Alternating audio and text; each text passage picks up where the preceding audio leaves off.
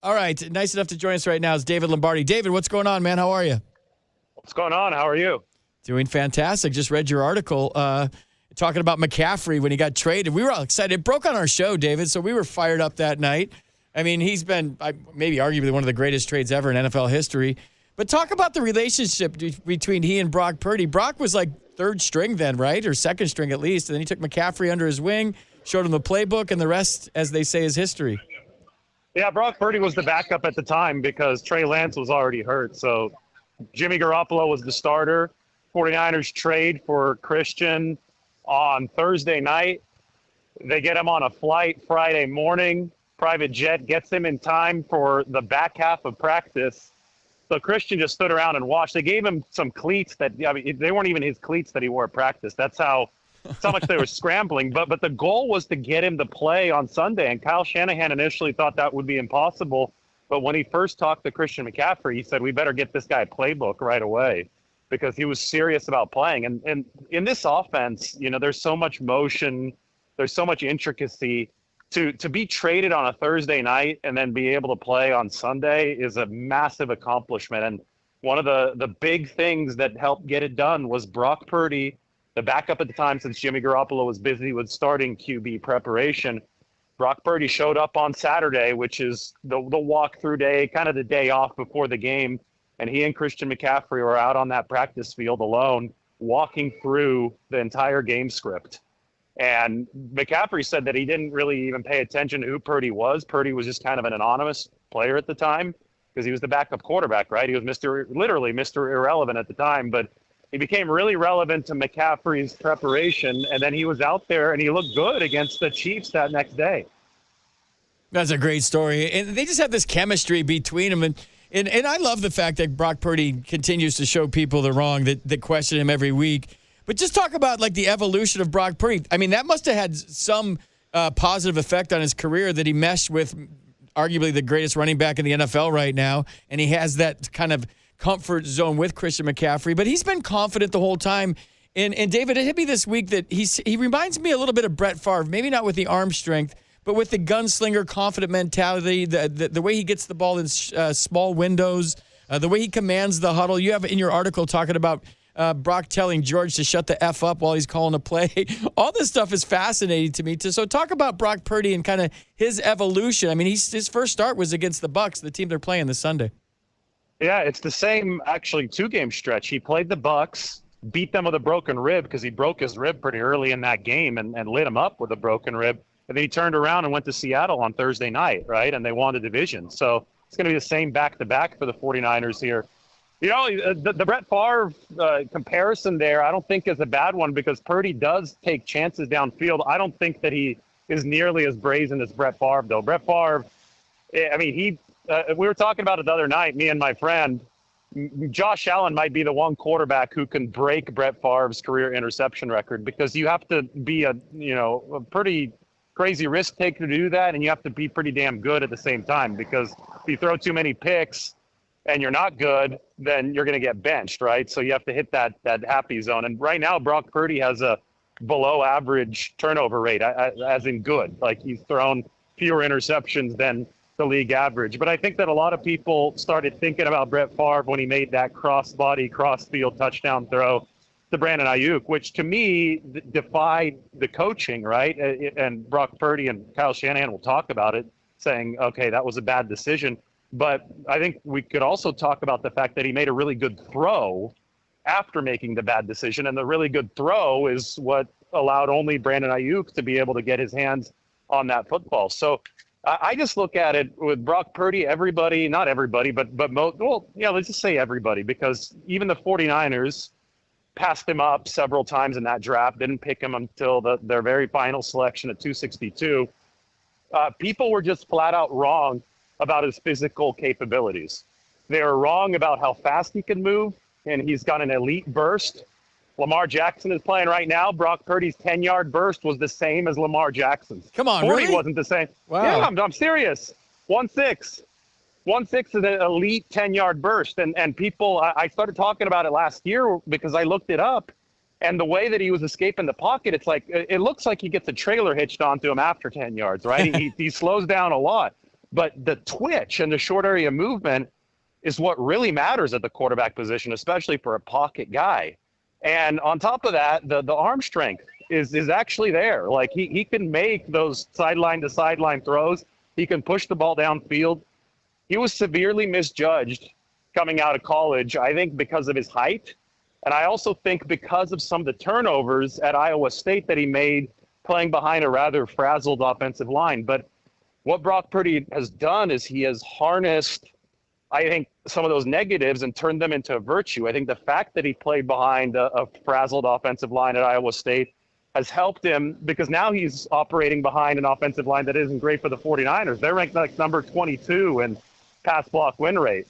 So he's been able to take some of those negatives, turn them into positives, and right now across the board, he's the number one ranked quarterback in all of football, higher than Mahomes, higher than Burrow, who just got hurt.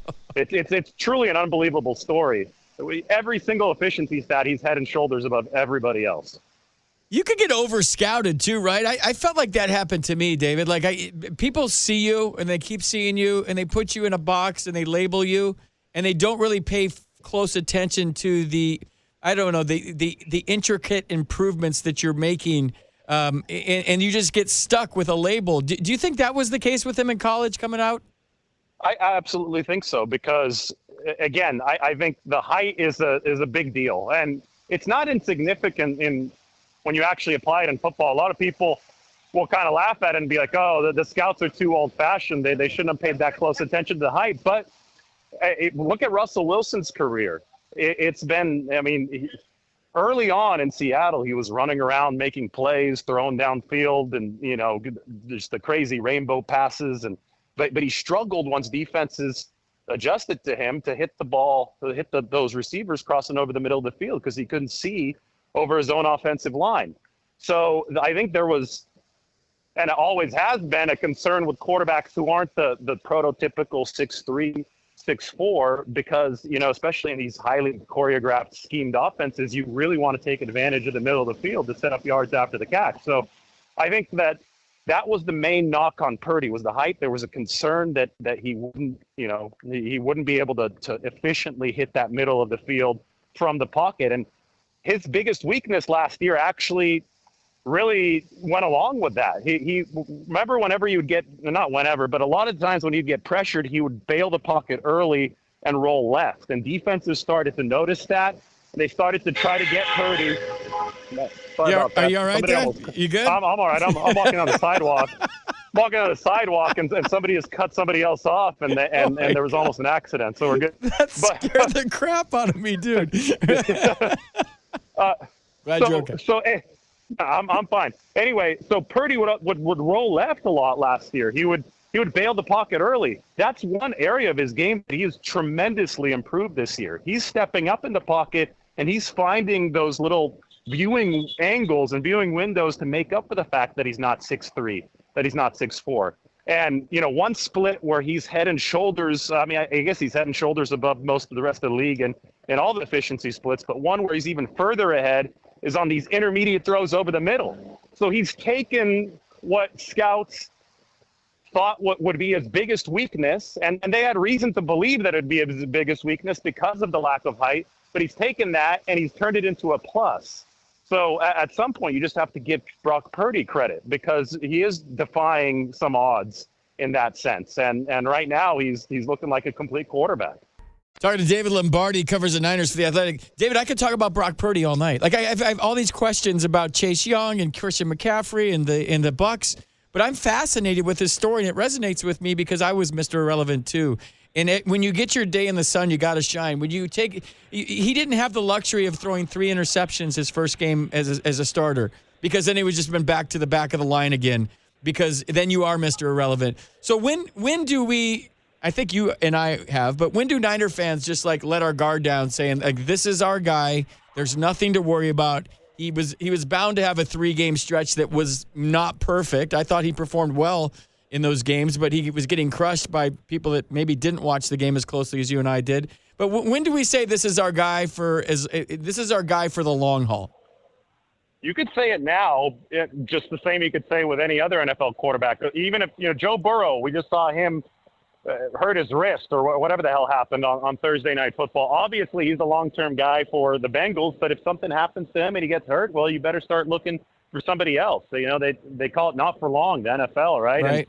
And it's one of those things where Brock Purdy has all of the tools and he meshes well enough with the 49ers offense and Kyle Shanahan and Christian McCaffrey to say he is the guy, but you also realize that there could be a shorter shelf life to this because he could hurt his elbow like he did last year, or something else can happen, So I always, whenever, teams try to tag somebody, tag is a bad word because that's the contract word, but when it labels somebody, as, oh, this is our guy. Well, okay, for how long? Because this league is notoriously fickle when it comes to that. But I think that they have as much as they can ask for from Brock Purdy right now. And you know what? They're also getting it at about $870,000 this year, which is allowing the 49ers to operate that high-priced roster around Brock Purdy. Oh, man, I finally found somebody that's as passionate about Brock as I am. This is really good. All right, well, let's shift gears to Tampa. Did they learn their lesson? They were kind of getting full of themselves a little bit. It was hard not to read the headlines. They got humbled. They came out like gangbusters last week. Great win, 34-3. This isn't going to happen again, right? They're not going to overlook Tampa because it's Philadelphia, Seattle coming up. Yeah, you talk about overlooking and what happened in those 3 weeks. I think the 49ers just had a weakness that got exposed, and it was the run defense. The offense had been masking that run defense weakness over the course of the first 5 weeks of the season. It was just as bad, but the 49ers offense was so explosive, it was blowing everybody out, right? So what we saw in the Cleveland game, the injury to Trent Williams and then the injuries to Deebo Samuel and Christian McCaffrey really cut out the 49ers offensive explosiveness. Even though the offense still, I thought, played well against Minnesota, it didn't have the same burst. And even though it played well against Cincinnati, it didn't have that same burst to just go out and score 30 over the first 3 quarters of the game. And because of that, the 49ers were in closer games where their lack of run defense created huge issues, huge domino effect issues for the defense. And then they couldn't defend the pass because they're in terrible down and distance all game. So now the 49ers are healthy, and that means that their offense is nice and explosive, and they also feel that they've made the tweaks they need to against the run. Beyond that, Tampa Bay is maybe the worst rushing offense in the league. So it just isn't a really good matchup for Tampa Bay to exploit the 49ers the same way that they got exploited by the Browns, the Vikings, and then the Bengals, mainly because they're now healthy. David, thanks for joining us tonight, man. I appreciate you taking time out. Fantastic stuff. I love talking to you. I love when you join the show.